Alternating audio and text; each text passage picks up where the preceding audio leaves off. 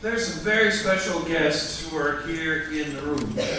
These are family members of the McElhaney's and the Escamillas. I want to ask if family members and very special guests of Roberto Escamilla would please stand and remain standing. Would you stand, please? Let us greet.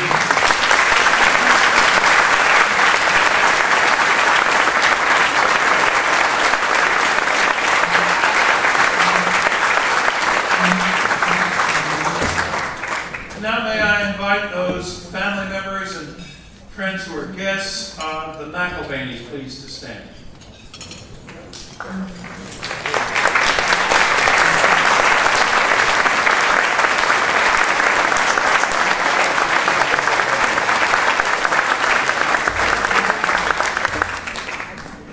Thank you very much.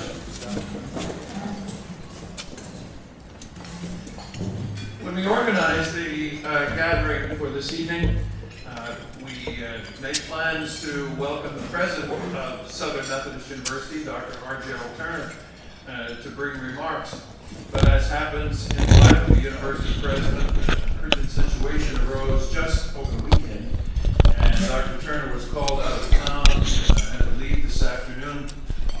So he consulted the Provost and Vice President for Academic Affairs, Dr. Paul Ludden, to see if Dr. Ludden would be willing and able to bring greetings on behalf of the university. I am delighted that Dr. Ludden was available and willing to bring greetings on behalf of the university. I can assure you that he is more than able to do so. He has been now, I think, entering into his 6th year as Provost at Southern Methodist University. He came to us from the University of California at Berkeley as an academic background in biology, and I can tell you that among other things, he enjoys most taking his expertise as a biologist to teach 3rd graders in a couple of schools in 2 different districts here in the Dallas area. He's an extraordinary scientist, a wonderful teacher, and I'm saying all that not just because he's my immediate boss, but he is. But I want to invite you to welcome, to bring greetings on behalf of the university, Dr. Paul Ludden.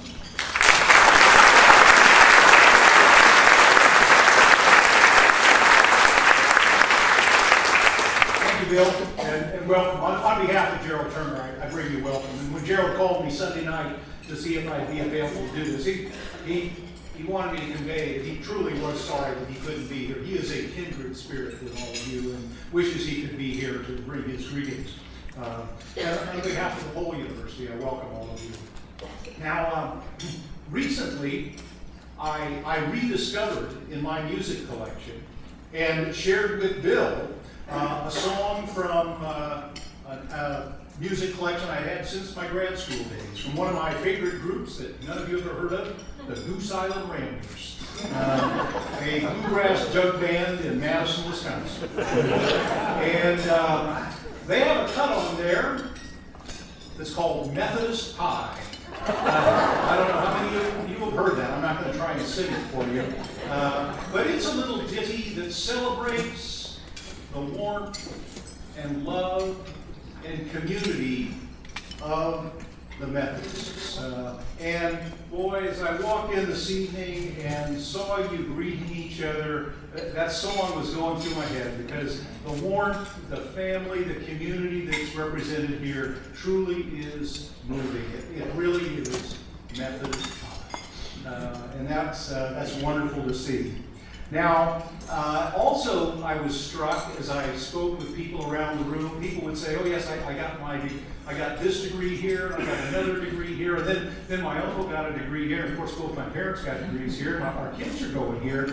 You know, this room is packed, and that's really a tribute to Bill and his staff bringing this great group together. But the number of degrees represented here is all the more impressive. It really is wonderful to see. Now, we are working hard here at SMU to improve and increase the value of those degrees that you all hold. And we're doing that by increasing the quality of students that we're bringing to the university, the quality of faculty that we're attracting to the university, and the overall quality of the offerings at the university. And every time we improve student quality, we increase the value of those degrees. And that's an exciting time at SMU. But, you know, higher education is really under scrutiny these days. You can't pick up the paper without seeing an article about higher education. And when I get the Chronicle of Higher Education every day, I read a story about this criticism or that criticism, and a lot of the talk is about things that it strikes me this community and Perkins School know a lot about. We hear an awful lot about distance education. Well, the Perkins community's been taking their message out for a long time doing distance education. And we hear an awful lot about online education through the internet. Now, you all use a different internet, but you've been online for a long time and carrying that out. The other thing we hear about is MOOCs, massive online open courses. And I guess you would call that a congregation. So maybe higher education should look to Perkins to see how to do these things. There's a lot going on this campus. I'd invite you or suggest that if you get time, drive by the southeast corner of the university and see the new residence communities that we're building there. We're putting up 5 new residential commons, a new eating commons, and of course a new parking garage. But we'll double the amount of housing space for students on this campus, and that will enhance the community here. It'll be more vibrant, more students living here. And not only are we providing more space for students to live on campus, but we're going to a residential community model where, in fact, faculty will live in and among the students. And a number of Perkins faculty have applied to be faculty in residence. And they will help generate academic programming for our students and serve as role models for them and mentors for them. It's really an exciting time on this campus. So there is really so much going on. It is wonderful to have you who have traveled some distance and those of you who live here in town come back and see what's going on here. Now, distinguished alumni dinners are always so wonderful. Distinguished Alumni Awards is a way that we use to recognize members of our community who have been successful and have contributed back. But you know, it's also a way that we applaud our university, because it says this university has produced these wonderful people and continue to be engaged with them as part of the community. So I congratulate all of you on your accomplishments. I congratulate tonight's honorees on their exemplary lives. Thank you very much and congratulations.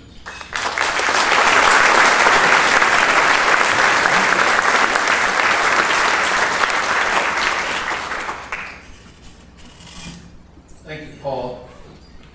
The business of the evening is to present Distinguished Alumni Awards to 2 outstanding colleagues, friends, graduates of Perkins School of Theology, servants of the community, and leaders in ministry. You are going to hear from individuals who will make a few remarks about each as we prepare to honor them for the specific reasons that led to the decisions about these awards, the decision made by the Perkins Alumni Council. But I want to invite Susie Reedstrom, the chair of the Alumni Council, and Dr. Ludden to come back to the lectern. And I then want to invite them to join me in making the official presentations. Dr. Escamilla, Dr. McElhaney, will you join us here?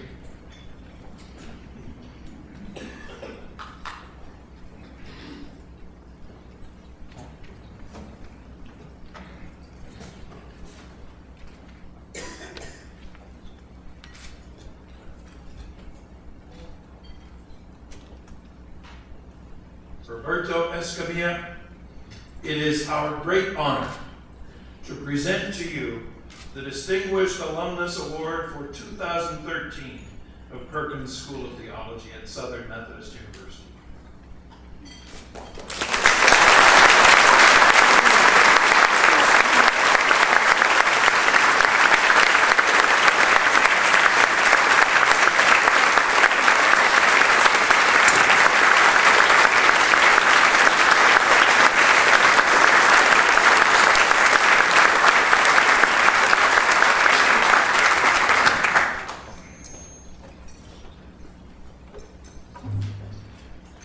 Dr. McElhaney, it is an honor and a privilege to present to you the Distinguished Alumnus Award of Perkins School of Theology at Southern Methodist University for 2013.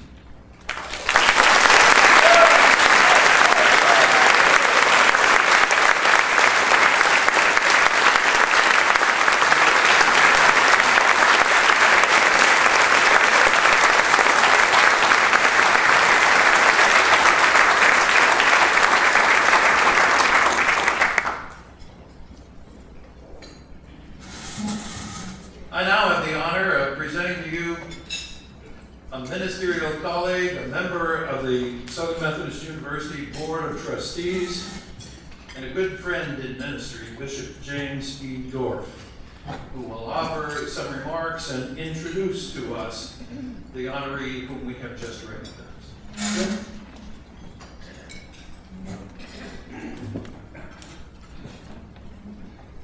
Good evening. It is an honor to be asked to present to you the Reverend Dr. Roberto Escamilla as he receives this high honor in his life and work as a minister of the gospel. It is particularly a high honor for me to be able to do this since I have the great privilege of serving as the Bishop of the San Antonio Episcopal area, which includes the Rio Grande Annual Conference and the Southwest Texas Annual Conference, both of which Hermano Escamilla has served in and has served in with distinction. As I begin, just a few remarks related to Brother Escamilla this evening. I want to share with you, I've been asked actually to share with you some comments that come to us from a longtime colleague of yours and a relatively new colleague of mine. Dear Roberto, greetings and peace to you on this day of affirmation and celebration of your long and distinguished ministry in the service of Jesus Christ as a United Methodist ordained elder. For over 50 years, I have admired your passion for preaching and teaching the gospel in the second language of Don Benito Juarez, and in the language of John Wesley, as you have done that throughout the nation and in many of our sister nations of Latin America and the Caribbean. You have grown the congregations and deepened the spiritual life of the flock in every church you have served. Your passion for evangelizing is known throughout the denomination. You served our United Methodist Church with distinction in evangelism ministries as an executive of the General Board of Discipleship, and taught at the seminary level to inspire new evangelists. You traveled as an interpreter with the great missionary evangelist of the 20th century, Dr. E. Stanley Jones, throughout Latin America. You have a singular record of service in this field. I also remember well your strong and untiring advocacy for the full inclusion and participation of Hispanic Latinos in the United Methodist Church. Brother Escamilla, you raised your voice and took risks for the sake of a more inclusive future that included people and communities of your heritage. You have been a proud and distinguished leader that has inspired younger Hispanics to dream larger dreams. Your pioneering work in the founding of Marcha, Methodists Associated representing the cause of Hispanic Americans, is known to those of my generation, and we are profoundly grateful. Your loyalty and service to Perkins is well known. I am grateful that the Alumni Council has selected you for this well-deserved honor as a Perkins Distinguished Alumni. Bendiciones y felicitaciones. I'm going to tell you something in a minute. Bendiciones y felicitaciones. Mis saludos a Dorothy y a toda tu familia. Raquel envía su saludo y aprecio a ustedes. Lamentablemente no podemos acompañarlas esta ocasión. Con mucho aprecio y respeto, Obispo Joel Martinez, jubilado. Bishop Martinez sends this greeting to you, and when he threw in the Spanish at the end, he put some words in there I needed to work on some more, and I will get with him about that.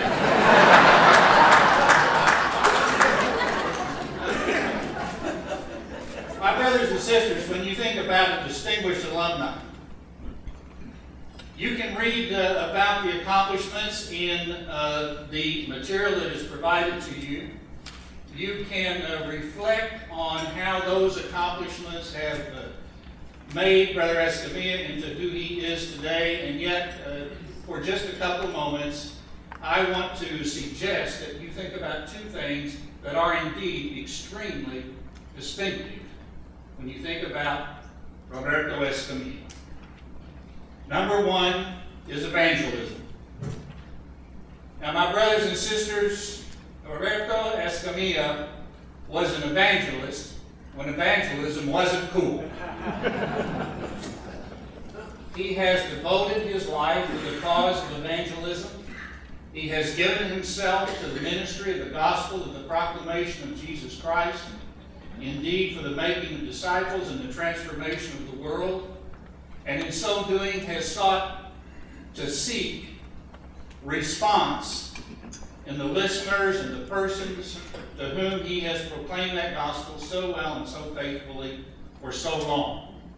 Evangelism. Roberto Escamilla. He's taught it. He's preached it. He's been so intentional about it. He's given his life to it as a discipline.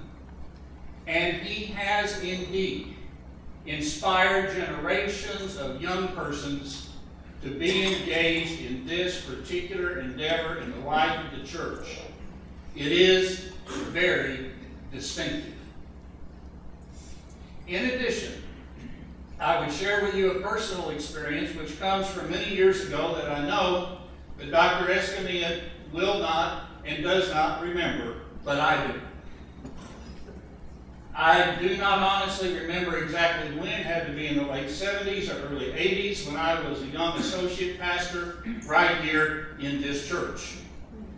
I was given the opportunity, I guess it was an opportunity, scared me to death, but to preach in the big church, in the big services over here in the sanctuary. I don't know when it was. I don't know the time. I know the place. I know that after I preached that there was a gentleman who waited around to talk to me. He greeted me. I could take some homiletical license and make up some of the things that I think he said to me. I honestly don't remember exactly what it was, but I'll tell you how I felt. After Roberto Escamilla introduced himself to me, and I recognized the name, I knew who he was. I knew of his stature. I knew of his place in the life of the church. And he said some very nice things to me. Whether they were true or not, only he and God know. But he said them. And I'll tell you how I felt. I felt that maybe God has a place for me in all of this. Maybe there's a place for me. My brothers and sisters, Dr. Roberto Escamilla is not only an evangelist, but he has proven again and again throughout his ministry, throughout his teaching with many, many people, all the students over all the years that he continues, he has the spiritual gift of encouragement. And that is a rare gift. And it is distinctive. And my brothers and sisters, there are Hispanic Latino people all across this country and other continents who have been encouraged that they have a place in the church.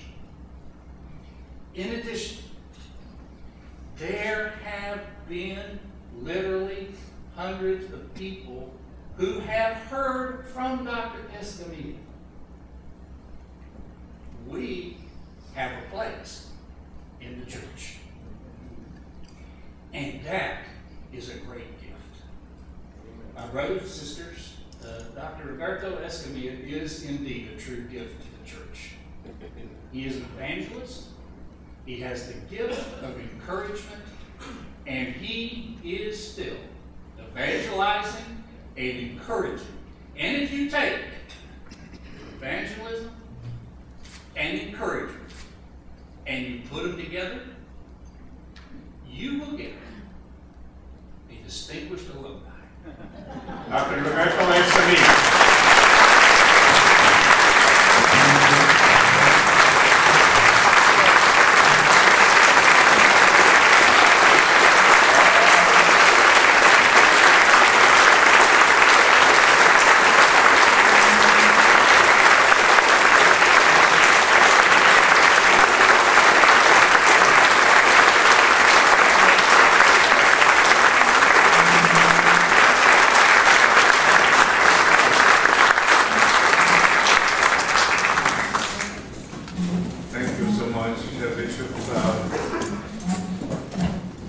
After such a wonderful introduction, I just want to ask you one question. Do you have, by any chance, a good appointment for me?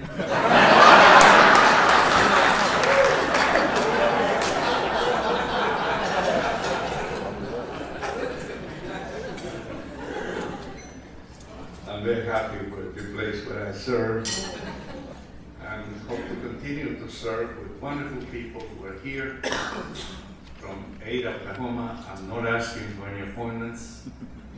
I'm just praising God for the opportunity to continue to do evangelism at the local level, Ada, Oklahoma. And in a moment I'll say a little additional word, but let me thank the provost for your presence here, and Bill, what an honor, and Fran, and Eric, and Denise. And then to my right, of course, our beloved Dean. I always look forward to the summertime when I can visit with the Dean about a number of things, and his wonderful wife, who could not be here today, and Susie, the chair of the Alumni Council, and of course, Barbara, beloved Barbara Dorff. And let me say how proud we are with the leadership of Bishop Dorff, creating, and not a merger, creating a new conference out of two very fine conferences. And we believe that's for the glory of God, and the future is open-ended as to what will happen with this tremendous, remarkable leadership that Bishop Dorff has undertaken. Now, I want to say an additional word about the guests who are here. I wish I had time to name them one by one. The delegation from Ada, we could have brought more people, I'm sure. But there was a limit, of course. First United Methodist Church in Ada, one of the best churches in the conference. Maybe I should say the best church conference. Yes, David Daniel, senior pastor, is here. And thanks to his visionary leadership, the church has been selected out of 500 churches. First Church Ada selected in a survey for a special study of what is it that is so exciting and evangelistic and missionary about First Church Ada. And somebody must be doing something right. And I'm so proud of that leadership. And of course, the superintendent is also here, but I'm encouraging personal duty for our district, the Alumni district. And of course, in the delegation, we have outstanding lay persons and one additional minister, Bob Langston, who is with us tonight, also part of the staff. In addition to the ADA crowd, of course, the course of study people, wherever you're sitting, over there, one of my greatest joys is to relate to the course of study persons and the local pastors. My life has been enriched greatly by the local pastors. I become revitalized and invigorated every time I come in the summertime. Then, of course, the faculty members that I admire and respect, wherever you're sitting, you're part of my gratitude because you continue to bless me.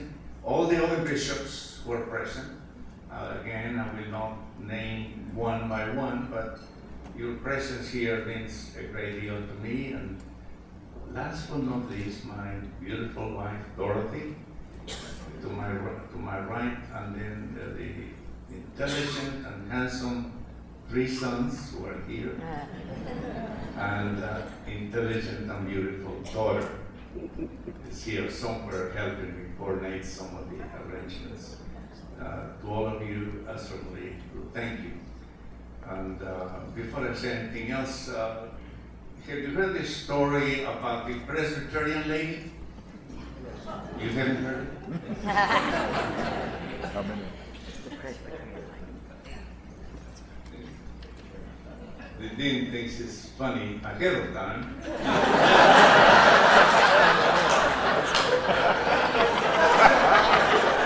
I guess if you think it is, I'll tell it. This Presbyterian lady invites the Methodist minister to come and pray for her husband, who is very ill. And of course, like all United Methodist ministers, are willing to serve, and anybody who asks for anything like that, we always say, yes, of course. So this minister went to this lady's home and prayed, of course, for the man who was very ill. And on the way out, just out of curiosity, the Methodist minister asked the Presbyterian lady, how come you asked me, a Methodist minister, to come and pray for her husband? You do have your Presbyterian pastor? And the lady said, well, I hate to tell you, my husband has a highly contagious disease.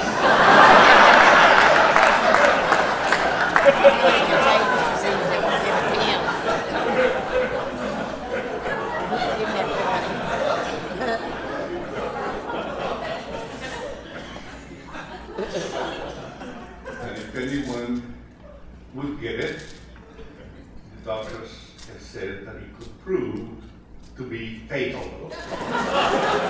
And we just love our pastor.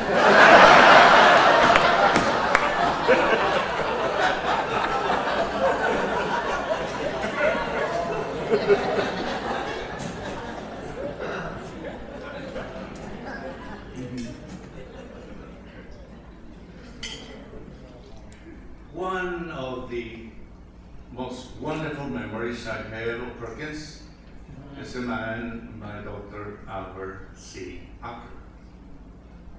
All the members of the faculty were wonderful, I could begin to tell you their names. We'll take the rest of the time, but Albert Acker said to me, wait for the slow growth of seeds. At the time, I didn't quite understand what that meant. I sort of did because He was during the jurisdictional conference, and he was a delegate, and there were some people kind enough that were voting in my favor. And you know how it is in the balloting, up and down. And every ballot, he would come to me and said, wait for this slow growth of seeds. I never forgotten that. Of course, it did not happen, obviously. But I have high respect and admiration for those who were elected. And I have high respect and admiration for those of you who will be elected in 16 or 20 or 24. But tonight is the harvest for me of what Albert was telling me to wait for the slow growth of seeds, because this is a vindication of his great faith and hope he placed on my future. Now, I don't know how many of you like classical music. I like all kinds of music, classical and Mexican music, and I'm so happy to have the Hispanic delegation here, the Hispanic community represented here. I like country music, along with my wife, she loves it.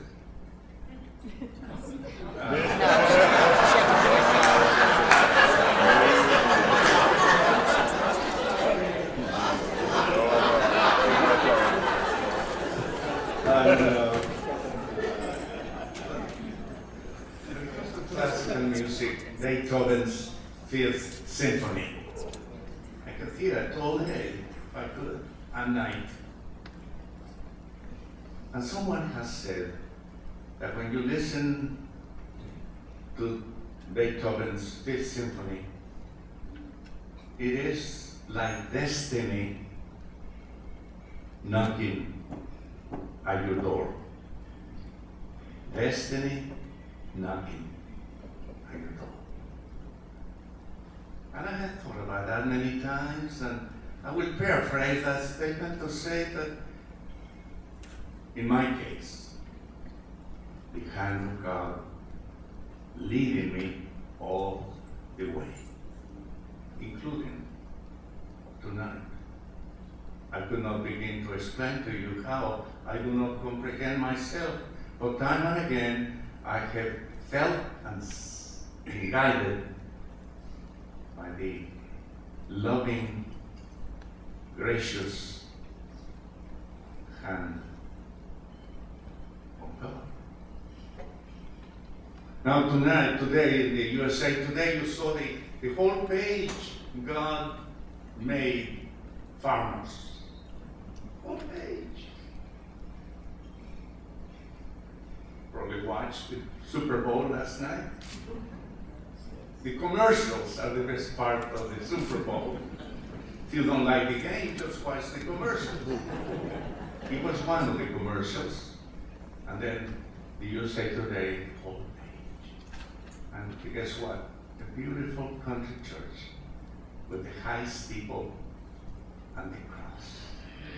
On the front page of the USA Today. Lift high the cross, the love of God proclaimed.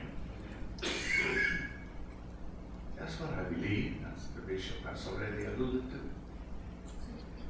Because in a highly secularized society, the gospel must be proclaimed, here and everywhere, to satisfy the hunger of the human heart. Come and quench the thirsting of my soul. And of course that is evangelism. I told you that I wish I could talk about all the members of the faculty that were here in the 50s. Lord, please don't do the math. But one name that stands very refresh my mind, Goodlaw, Robert W. Goodlaw, who wrote the book, The Sacraments in Methodism, among other books. And you know what? He performed my wedding to Dorothy for free.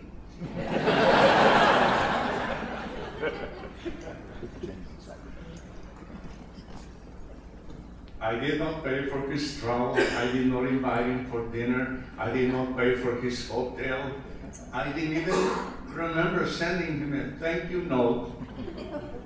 But Goodlaw performed the wedding in such a beautiful way, I thought it was a real sacrament.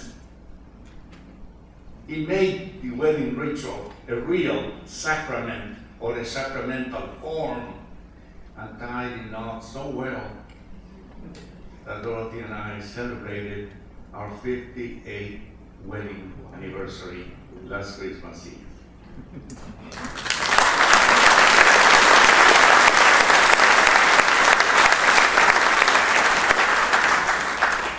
And of course, Dorothy has been a wonderful companion in my journey. I call it a pilgrimage,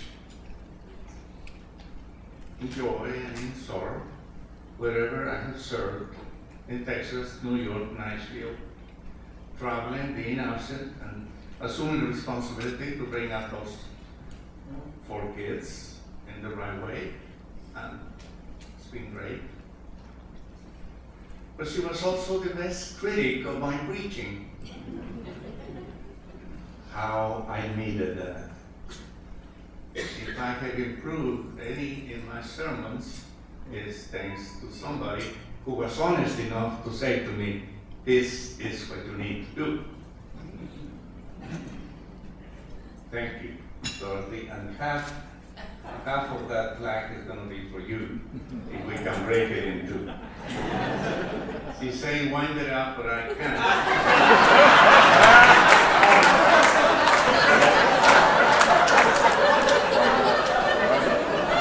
I better not look that way. Wonderful mother, grandmother. I can talk with her about theology, about homiletics, about liturgy, church history, counseling, and even politics. It helps to belong to the same political party.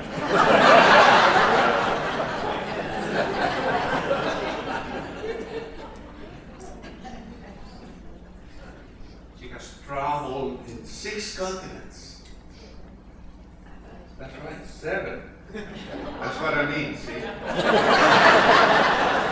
7 continents, and read almost every book that United Methodist Women recommend every year.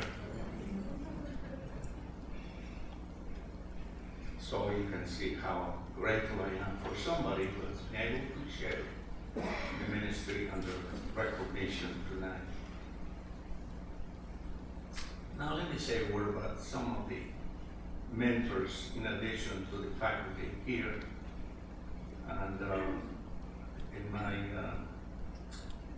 memory, I will always remember Buttrick at Vanderbilt and Tillich, the Union, even he was no longer there.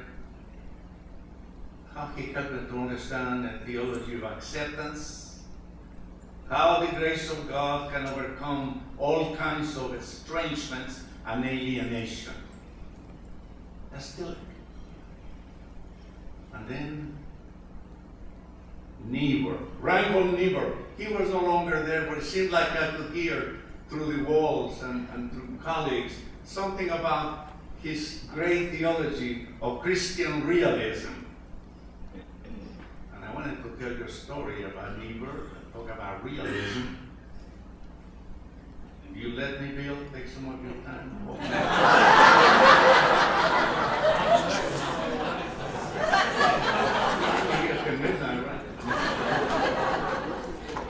It's a good story, and it's a true story.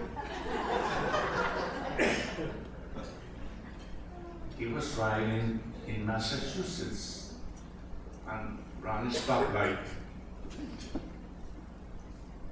The police saw him and asked him to stop, and not knowing who he was, said to him, "You fool! Do you know how to read?" Stoplight. His neighbor was quite embarrassed, and he said, "Show me your driver's license." And he did. You guessed it. It was expired. So the police said to neighbor, "You idiot! Didn't you know you're supposed to renew your driver's license before you drive a car? Come with me to jail." Sure enough. And Reinhold Niebuhr had to call his wife in New York and said, "I'm in jail. Bring me some money." Because she wasn't ready with cash, $100. At that time was quite a bit. And so she got the money somehow, brought it to the jail, and gave it to the police, chief of police, and said, "Here is bail money and a book. Read that book. And I want you to know that the man you call a fool and an idiot is the author of this book, Moral Man in an Immoral Society."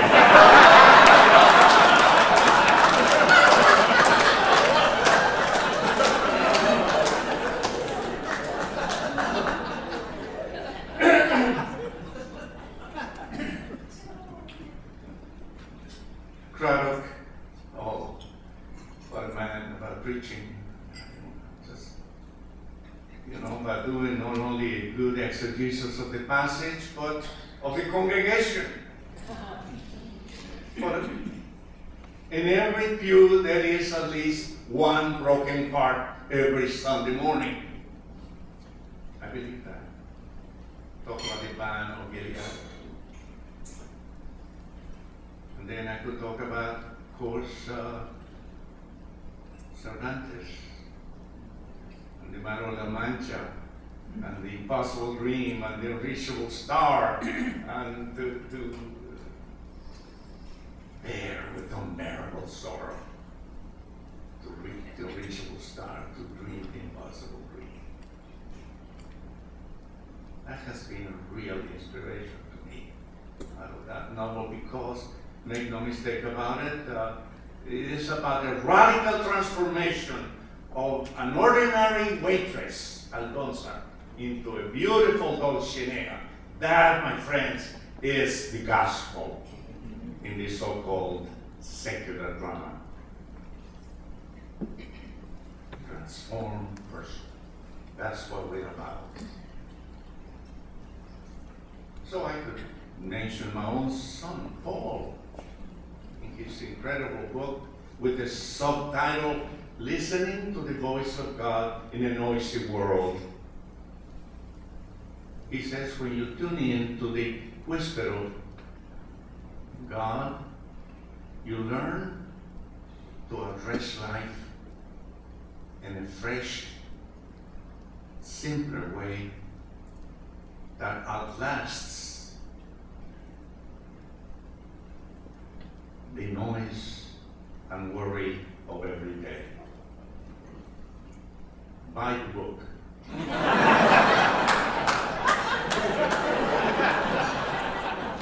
ask him to write another one. Adler, one more word about Adler. I took systematic theology with Adler, and it really was a course on evangelism for me. And he will take time to talk with me privately after some of his classes. He knew I was a 20-year-old student from Mexico with limited knowledge of the English language. And so with his Georgian accent, he would say, Roberto. 3 things. Learn the human diagnosis, the human condition. Plunder the Egyptians. That's an Exodus. Tell you about that later. Next time. And offer them Christ. That's what I'm about. And that's what I hope to be about. And when it comes to preaching, for me, I always think of 5 basic principles. And I will close, Dorothy, but I gotta get those principles out. Because I don't practice them. A sermon needs to be culturally informed, truly evangelical, intellectually respectful, hermeneutically correct, and emotionally charged. Now, I know all of you practice all of those principles. I do not, but I aim for that. So preaching, evangelism, encouragement, Bishop, I'll try to keep that up as long as I can. And let me close with beautiful words from E.E. Cummings. I thank you, God, for this amazing day. For all that is natural, for all that is infinite, for all that is yes. Amen. Amen.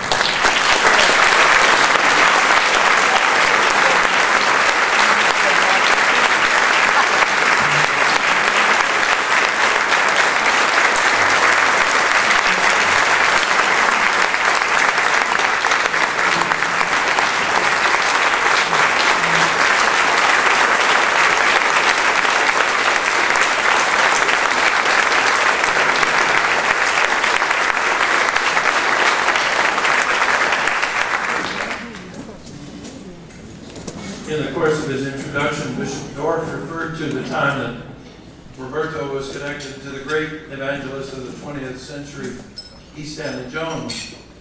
In the past few days, I've received a communication from E. Stanley Jones' granddaughter, congratulating us on recognizing Roberto Escamilla and presenting him with the Distinguished Alumnus Award for 2013. It is now my great honor to introduce another member of the Perkins community to you.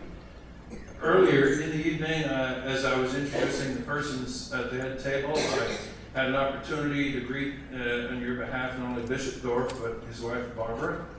And I had an opportunity to recognize the persons at the far left, my left. Yes, that was deliberate. I'm so glad you got it.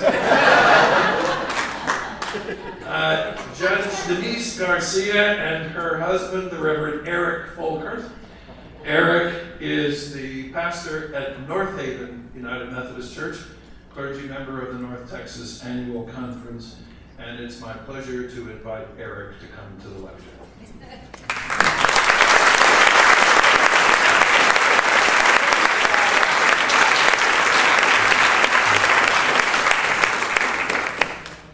Thank you very much. It is a great honor to be here tonight. I've known Bill McElvaney for many years now as a student of his at Perkins, as a mentor of mine early in my ministry, and now in what has been some amazing years in his role as emeritus pastor of the church I serve, and that he once served, North Haven United Methodist. So I'm deeply honored to introduce him to you tonight. I know that many of you already know him.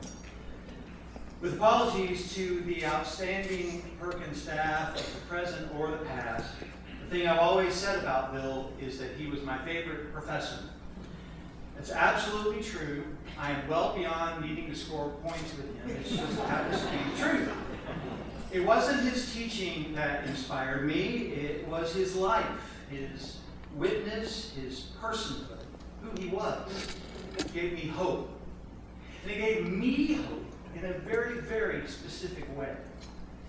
Bill was from right here in Highland Park. I grew up just up the road in Preston Hollow and then in far north Dallas, Richardson. And so to know Bill was to give me hope in a very specific way. That you could be a white boy from North Dallas and turn out okay. You see, as a Perkins student of the mid-'80s, it was not at all apparent to me that this was possible. With the liberation theologies that we were drinking in, it was an interesting time for us white boys from North Dallas. But there was Bill, son of great privilege, and yet someone who had made the personal choice to be justice-centered, inclusive, welcoming of all races, genders, sexual orientations, economic circumstances, embracing people of different faiths. Bill's life seemed to be the constant answer to the question, not where are you from, but where are you going? How will you stand for and stand with those who did not have the chances and opportunities that you had? How will you give voice to those who have none? How will you honor your past but not be bound by it? How will you speak a word of hope to people who are like you but also to people who are very different from you? How will you love all of God's children? One way of seeing Bill's remarkable 50-year career has been that he's really always been answering these questions over and over and over. You have much of his vita before you in the program that is with you tonight, so I'm not going to go back over all of that, but you know it or can read about it. His time at St. Stephen's in Mesquite, at North Haven, as a seminary president, as a theology professor. But Bill's story starts in this church, right here, where we are right now. His family had deep roots to Dallas and Highland Park. His father was one of the great civic leaders of his generation. During my Perkins day, I had this kind of bifurcated life where I took classes over here during the day, and I was an undergraduate hall director over there at night. It was a very, very interesting life. And it meant that I took my meals at McElvaney Hall. And every night I walked past that painting of Bill's father that hangs there, and I was reminded of the fascinating life that he and his family had. What an amazing journey. Because he started down that same path as his father. He earned a business degree and an MBA, spent 3 years in business. But then God tugged on his heart and called him into ministry. So I want you to clearly note just how wrong Scott Fitzgerald was. Because not only did Bill McElvaney have a second act, he's had a third and a fourth and a fifth. Young businessman, young preacher and pastor, seminary president, seminary professor, retired 20-year advocate for the oppressed and the marginalized. I believe you must agree with me on this point that you will know few ministers ever in your life who have had this kind of diverse and unique arc to their career. And along his side the whole time has been Fran. Bill and Fran are an amazing team, pastoral dynamos. They really are. Constantly checking on members of our church, passionate about staying connected with people. Fran is Bill's constant companion, writing editor, and has gradually, ever so slowly, saved him from being a computer and social media Luddite.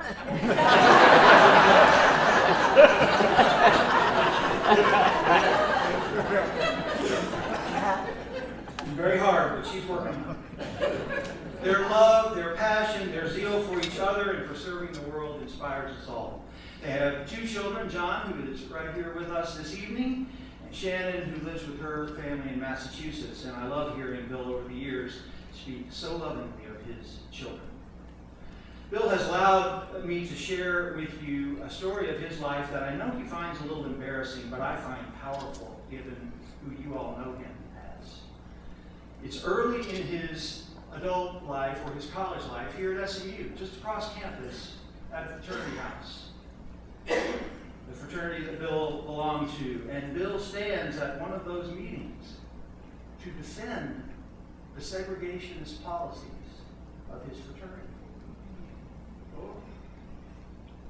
And yet, just a decade later, Reverend Bill McElvain would be marching with thousands of African Americans when Dr. King's Poor People's March came to Dallas, Texas.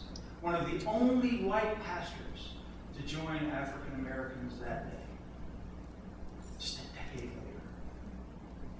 See, Bill McElvain has learned in his life and has taught us by his life that God can change hearts.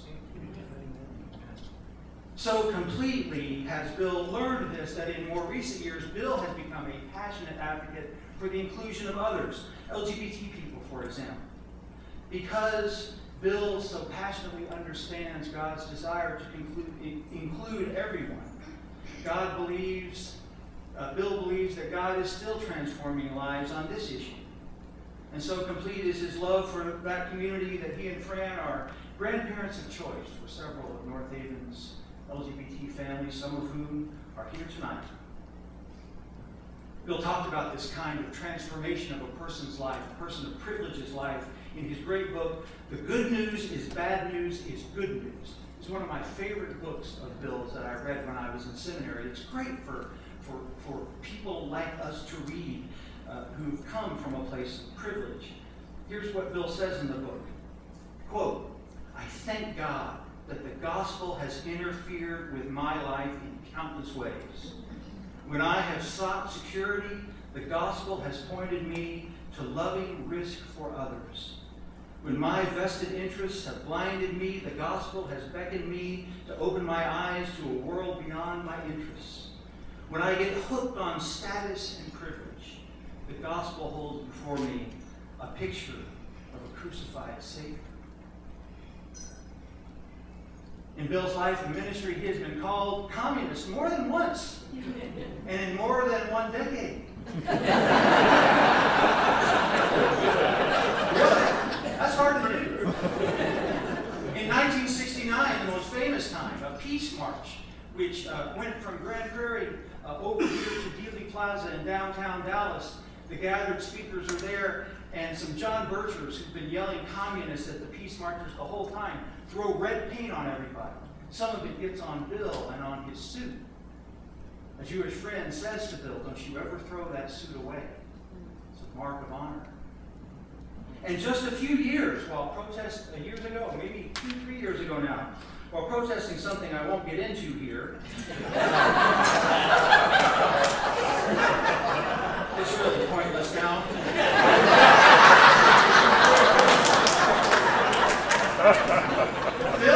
Bill was called out on the Colbert Report. The Colbert Report for being, and I quote, one of 2 professors, Lenin and Marx. Yeah. Bill came to church the next Sunday saying, what's the Colbert Report?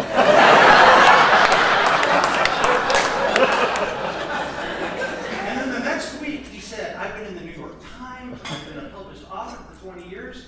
Nobody's ever been excited about anything as much as me being on the Colbert Report. So called the communists for real in the 60s and in jest this decade, not too bad. As pastor of St. Stephen's, Bill helped to desegregate the Mesquite public schools to lead an effort to do that. In the 80s and 90s, Bill visited Central America often and has stood for the rights of immigrants and written and preached powerfully on solidarity with the poor. Bill advocates for peace, but what I love about his witness for peace is that he's passionate about nonviolence. He's never been afraid to challenge peace activists to be nonviolent in all things. That's important. As president of St. Paul, Bill pushed the faculty and staff at all levels to come together. He challenged a hierarchy that sometimes exists in higher education and instituted an era where everybody from the oldest tenured professor to the youngest janitor saw themselves as a part of God's ministry team. And when I had him as a Perkins professor, Bill had lay folks from churches here in Dallas come to sit in on our live sermons so that we weren't just preaching to the choir of seminarians, but to the actual folks who would actually hear these sermons. Bill, when he was pastor of North Haven, instituted something called the Human Development Fund, a second-mile giving fund that gives to humanitarian and ministry causes in Dallas and around the world. And it's a fund we continue to administer to this day, and it has now given away close to $1 million. But look, the thing that Bill McIlvaney taught me the most, believe it or not, the most important lessons have been pastoral, not prophetic. An early lesson he taught me that I've never forgotten is before you can be a prophet to anyone, before you can do that, you must be their pastor. You must visit people in the hospital, sit with them at time of death, listen to them share their burdens. You see, all through these 50 years of stuff that I've just mentioned, Bill has been visiting people, loving people. Even up until the present day, he and Fran still visit people, still love to talk about who's sick, who needs visiting, who do we need to check on. Love the people first, Bill says, and they will give you the space and grace to be a prophet. I found this to be the truest and most powerful thing he ever taught me. And I will observe over the years that I've seen many colleagues unfortunately fail to understand this simple truth and suffer the consequence. Finally, let me share with you that Bill McIlvaney was the first teacher I ever saw cry. It was November 1989. I was walking across campus right out here in front of Perkins, and he was coming at me from the other direction. He was in tears. He had just heard of the murder of the 6 Jesuit priests in El Salvador and their 2 co-workers. And I remember being deeply moved that this professor could be so moved by the murder of people thousands of miles away. You see, Bill always allowed his life to be changed. He allowed his life to be touched by his ministry at St. Stephen's, North Haven, St. Paul, Perkins, with African Americans, with immigrants, with the LGBT community. And even today, Bill's life continues to answer those questions. How will you give voice to those who have none? How will you honor your past but not be bound by it? How will you speak a word of hope to people who are like you, but also people who are different from you? How will you allow God to work through you to love all God's people? Because he allowed his life to be changed, God has used him to change our world for God. It's a lesson for us all. So I give thanks to God for the life and ministry of Bill McIlvaney and invite you to welcome him now.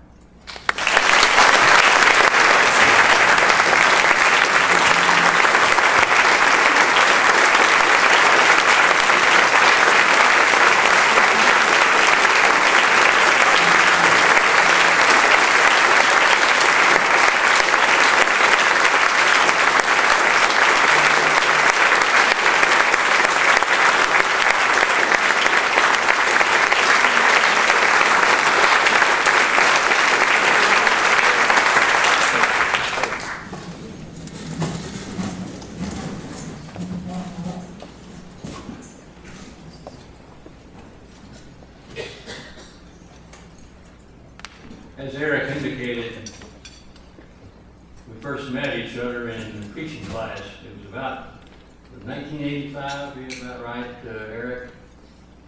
It turned out to be, I think, one of my best preaching classes for several reasons. Starting with, they preach good sermons. As a preaching professor, you ask yourself, just automatically, how many of this group of 10 what I like to hear every Sunday.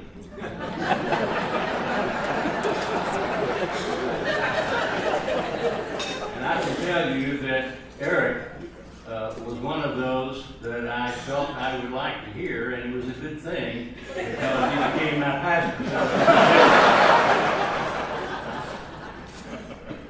But it was also a strong class because it had strong women, and they were not afraid to claim their voice. But we also had strong men who were not afraid or freaked out by strong women. And so we had great discussion and critique of the sermons in the class. It remains, in my memory, a special class during my teaching time at Perkins. Eric is a spirit of hospitality and welcome. I cannot thank him enough for his graciousness without fail during my time being there, during his ministry there, which goes on, what, 11 or 12 years now, Eric. There are some good reasons why former pastors don't come back, but there's enough love to go around in North Haven if you do things the right way. If you come back and you know you're not the pastor anymore, you're a friend, but you want to support the pastor, it's been my privilege to support Eric in a number of ways as I could do. And you know, he can be very creative. A week ago Sunday, he was finishing a trilogy of sermons, loving God, loving neighbor, and loving self. And in the loving self sermon, he was talking about eating more healthfully, and told us how he was doing that successfully and exercising. And do you know, we passed out bowls of raw carrots. And we crunched on those carrots during the worship service. And he guided us and said, now, all right, everybody crunch. And we crunched and it showed up on the recording, is that right? Yes. Eric, it's been such a privilege, and is, to share ministry with you and work with you. We thank you for being you, and we thank Judge Denise Garcia for being you. We love you both very much. Thank you so much. I want to thank Suzanne and the Alumni Board for making the choice. There are a lot of worthy recipients of this award out there. Everybody, I think, would realize that, and so you feel extremely fortunate to be chosen. So I owe a huge thanks to the Alumni Board. I want to thank the Perkins staff of Connie Nelson and Tim McLemore, Alicia Skinner, Gary McDonald, and I'm sure others who had a part in shaping up Ministry Week that I don't even know about. But we thank you so much for being part of our lives and being part of this event this evening. I've been to many events at Perkins since I've been an emeritus professor. And on many of those occasions, Dean Bill Lawrence gives public utterance appropriate to the occasion that we're attending. And I always go away from those events saying, nobody could say that as well as Dean William Lawrence. He says it with energy, with insight, with the spirit of welcome. Dean, we thank you for being our Dean at Perkins.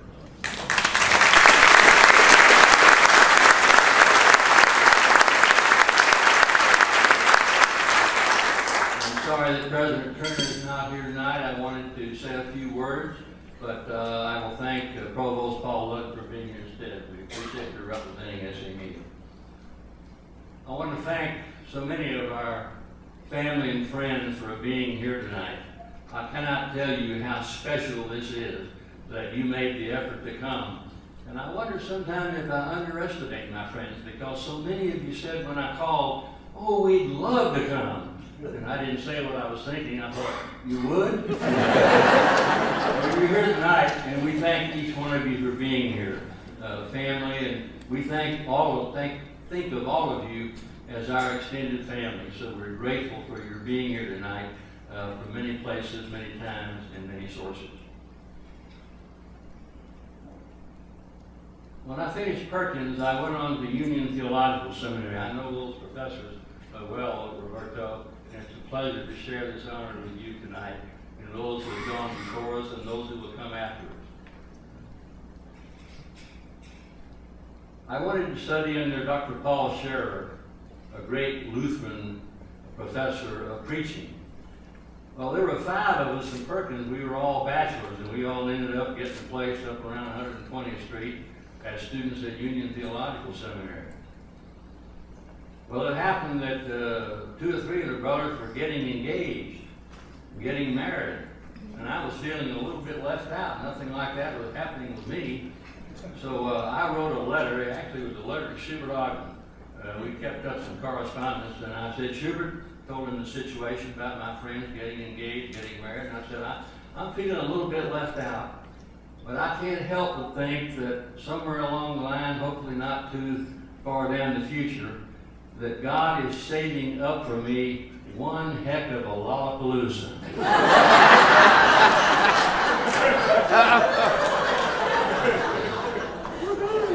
You see her here.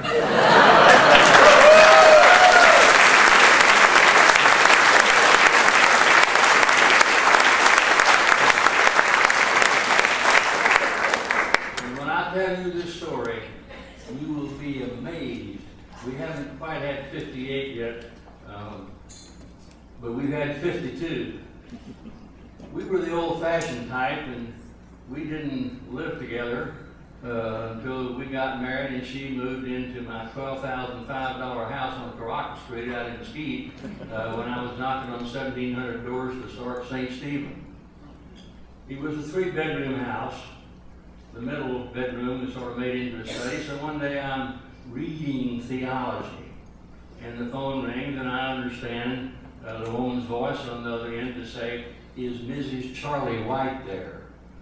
And I thought, well, I said, "You must have the wrong number." And she said, "Is Fran there?" So I was completely puzzled why she would ask for Mrs. Charlie White and then Fran by her correct name. So anyway, I said, "Honey, it's for you. Would you get the phone?" So she did, and I went back to my reading theology. In a minute, she appeared in the doorway with her hands on her hip and the foot padding, and I didn't have to be an expert in body language to know I was in trouble. She said, "What's the big idea?" And I said, "Well, big idea about what?" And she said, "Well, how come you said you must have the wrong number?" And I said, "Well," she asked, "is Mrs. Charlie White there?" So I said, "You must have the wrong number." But what she had really said was, "Is your charming wife there?"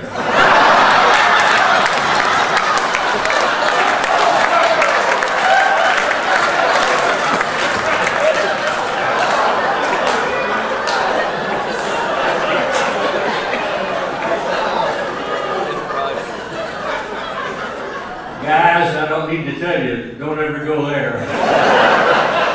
That was long before I taught the preaching and worship or liturgy at Perkins School of Theology, but the first thing I thought of was the Kyrie. And I added Fran to that list. Fran, have mercy, and she did. So we're still hanging out with each other after 52 years. I'm going to tell you one story about being a Perkins student.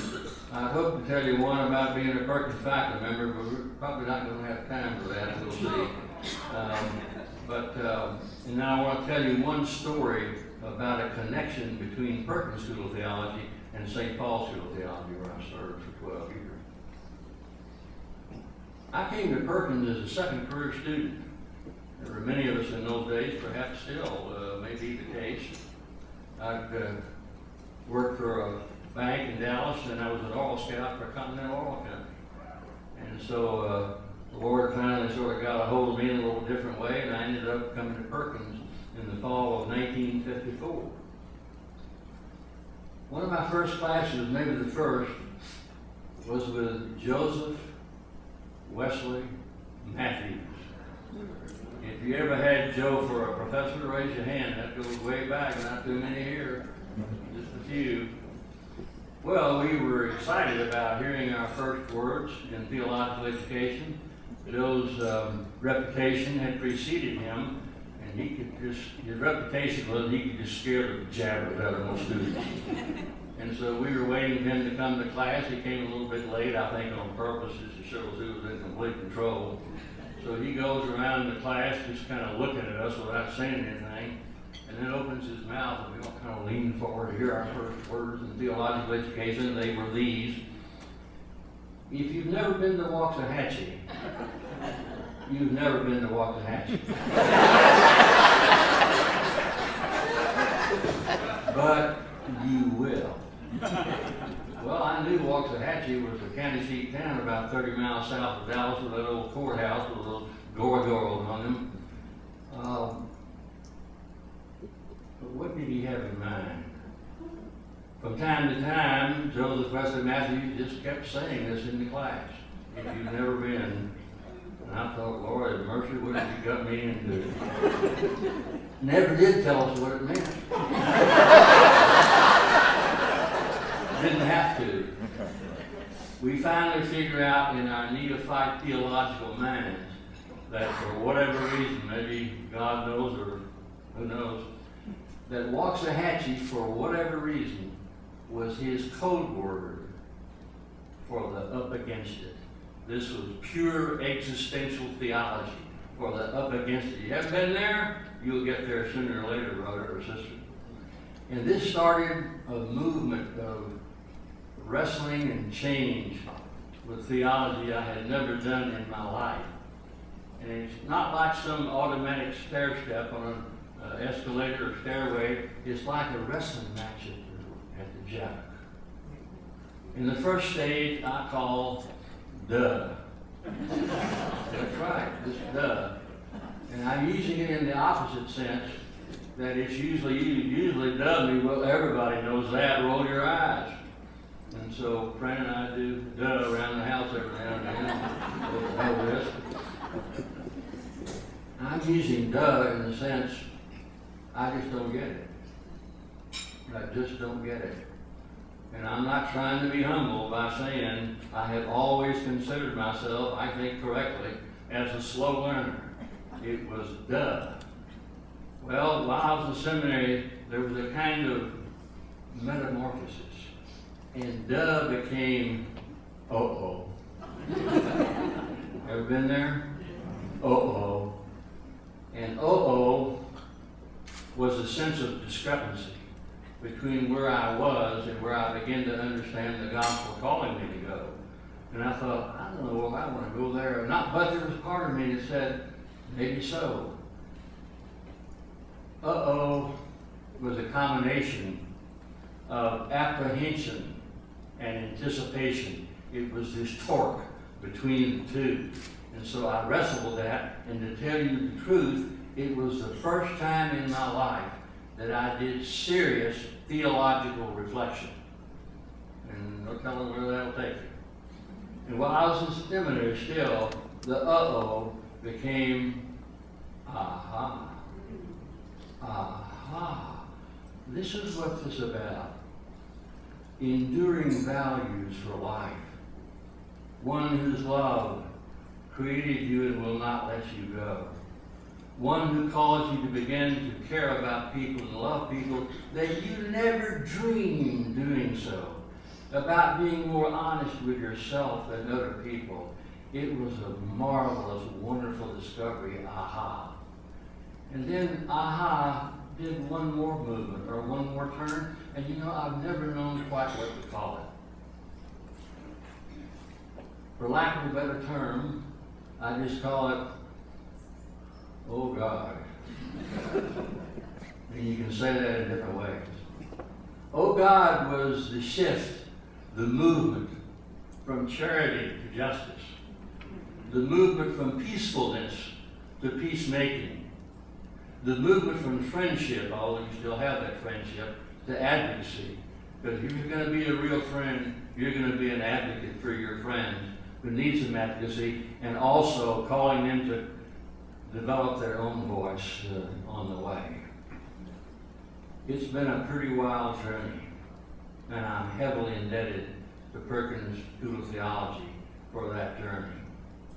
But you know, while we were students in 1954 to 7, justice was in process going on right here under our noses at Perkins School of Theology. Dean Mervyn Cunningham had recruited 5 African American students from 5 states to come, and it was the earliest integration, and this was not a court order, this was voluntary integration of a major educational institution in the South. This was 1952, when Cecil Williams, perhaps the best known of those 5 that turned out in the church, came to Perkins and all graduated on time. Do you know this story? 3 years before the Montgomery, Alabama bus boycott, 8 years before the Greenboro sit-ins, and there were many sit-ins at different times, those were some of the key ones, I think. 11 years before the March on Washington in 1963, and before Selma in 64, or 5, and before the Civil Rights Act and the Voting Rights Act. It was going on right under our noses. They were teaching us justice by living it right here at the seminary. It was marvelous. Now, most of us could talk about special means of grace that have traveled with us during our ministry. I wanted to share a couple, maybe 3. I'm going to start with biblical texts. Now, I know there's some pretty awful biblical texts. I get that. But there are wonderful biblical texts that lead our way and teach us. You take the text out of Micah, which we all know. What does the Lord require? What's first? Do justice, love mercy, and walk humbly with God. You want to hear it again? This sounds like a proof texting out of the Bible. Try Matthew 23:23. Jesus is concerned with those in the synagogue who they're doing their religious duties, but he said, you're neglecting the weightier matters of the law. What does he name first? Justice, mercy, or loving kindness, and faith, or walking humbly with God. I call that the sacred trilogy of the Christian vocation, that we come from both Testaments, the Hebrew Bible and the Christian Bible, the sacred trilogy of justice and love and walking humbly with God. Or if you want to go to, let's go to Amos for just a moment. Take away the noise of your solemn feast. I don't need all your music. But let justice roll down like waters, and righteousness like an ever-flowing stream. What powerful stuff that is. What you don't find in Scripture is Yahweh ever being interpreted as saying, you're spending too much time doing justice and not enough time praising me. Can the church hear that? It's hard. It's not easy. But many of us find our deepest experience of the reality of God in the sacred trilogy, and I bet you do also. I have practiced over the years seeking out mentors. I cannot recommend this strong enough to you. It's a spiritual discipline for me. Seeking out mentors is not usually listed among the classical spiritual disciplines of the church, but I think it should be. For years, I seek out, sometimes it's women who grow up disadvantaged in our culture in many ways. People of color. People of the third world, sometimes in person, sometimes reading their sermons or their lectures. My gay and lesbian friends. I learned so much. And what I practice is I go, if I make an appointment to see someone, and I know no one person can speak for a group, so I do this over and over to get a kind of gestalt or a mosaic. I say, teach me the ABCs of your social reality. Or in common language, what's it like? What's it like to be in your shoes? Teach me. Educate me. Because that's the way I'm going to learn. And A lot of my preaching and a lot of my writing is heavily indebted to mentors whom I have sought out over a period of time. One of my favorite authors is named Elizabeth Dodson Gray, and she has a term that I really like. There are other terms like it, but she calls it a conceptual trap. And she says a conceptual trap is like being born in a room in which there are no windows. Guess what? Reality has already been named. It's been named a long time ago. It's the way it was, it's the way it is, and the way it's always going to be. Get used to it. And she says, no, no. One way to talk about the ministry and the function of the church is to break through these conceptual traps. So it behooves each one of us to ask the question, what conceptual trap maybe I was born in, or maybe that I've grown in. Eric told you the story of my supporting a racial clause in my fraternity. My parents didn't teach me prejudice. They didn't have to. I osmosed it from the culture. Do you get that? I osmosed it from the culture.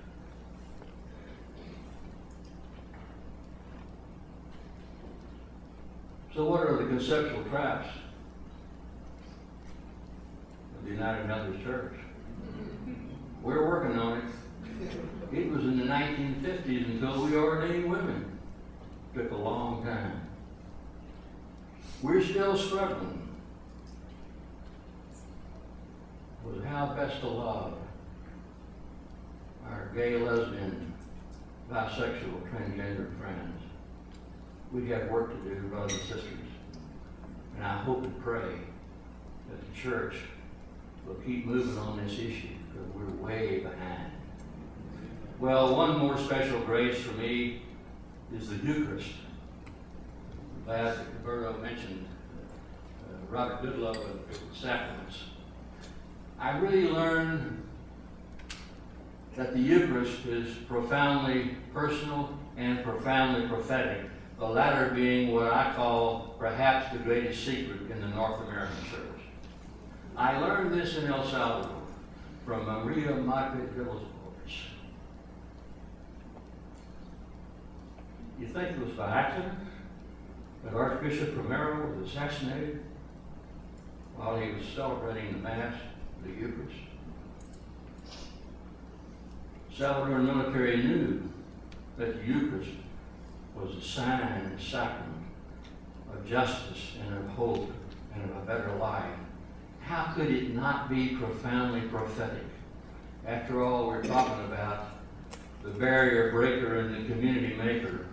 We're talking about advocate for peace and for justice. Of course, it's a sacrament of justice. So, thank God for the Eucharist. I think we've been wrong for a long time. I wish we had it every Sunday like Wesley wanted us to. Have you ever noticed how we always claim Wesley on our side when we get to some kind of mix? But I think I'm okay with that one.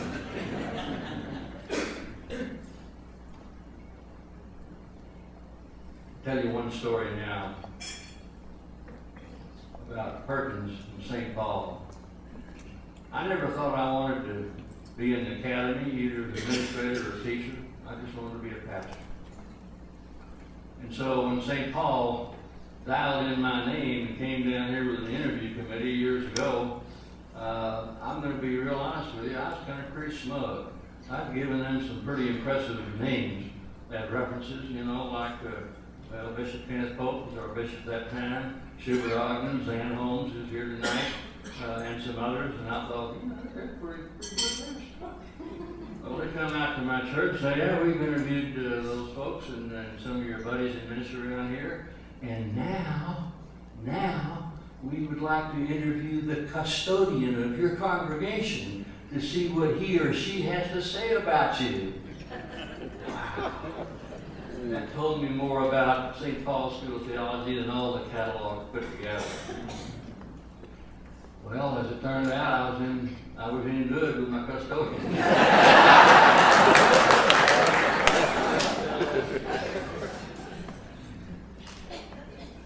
And so that turned out to be my longest appointment. But that's not just a St. Paul story. That's a Perkins story.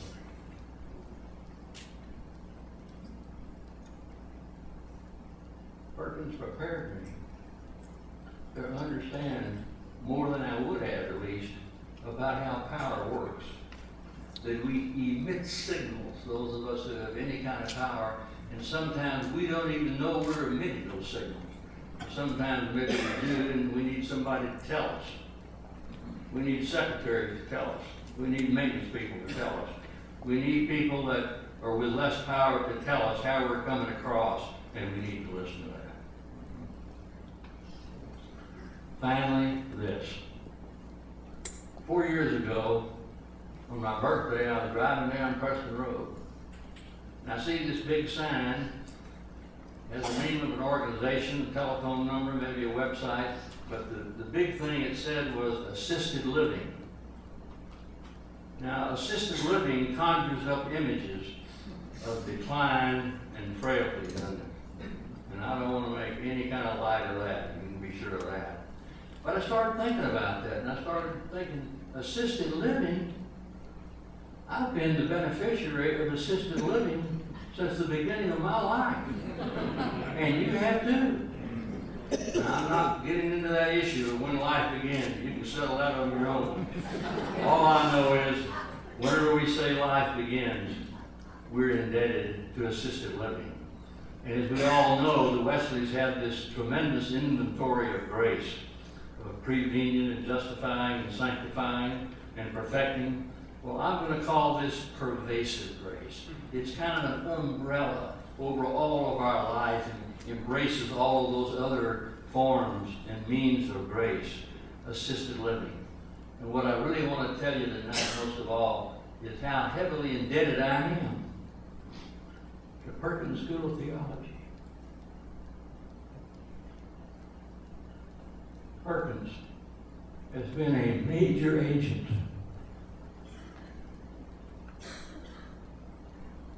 of assisted living in my adult life. Thank you, Perkins School of Theology. God bless Perkins, and God bless each one of you.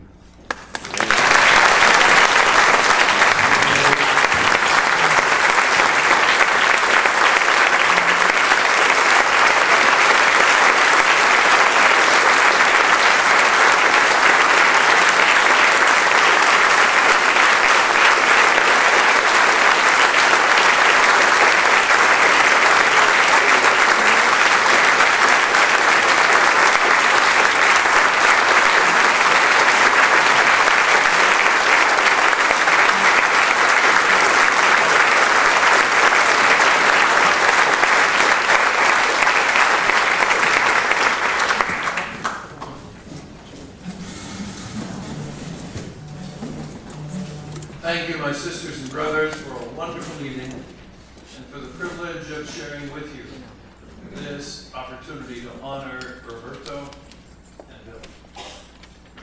In just a few minutes, I'm going to offer a closing word of prayer. I want to ask for your indulgence so you can let Dr. Ludden and our two honorees to get a photograph taken right here in front. And for as long as Roberto and Bill, Brian and Dorothy are willing to stay for individual conversations, I know that you want to say a word of appreciation to them as well. With gratitude for the gift of this day, I invite you now to accept the peace that God grants, the peace that God invites us to share with one another, the peace that God invites us to build wherever boundaries have been erected in its way. The peace of God that passes all understanding be the peace that goes with you this night. In the name of the Father, and of the Son, and of the Holy Spirit.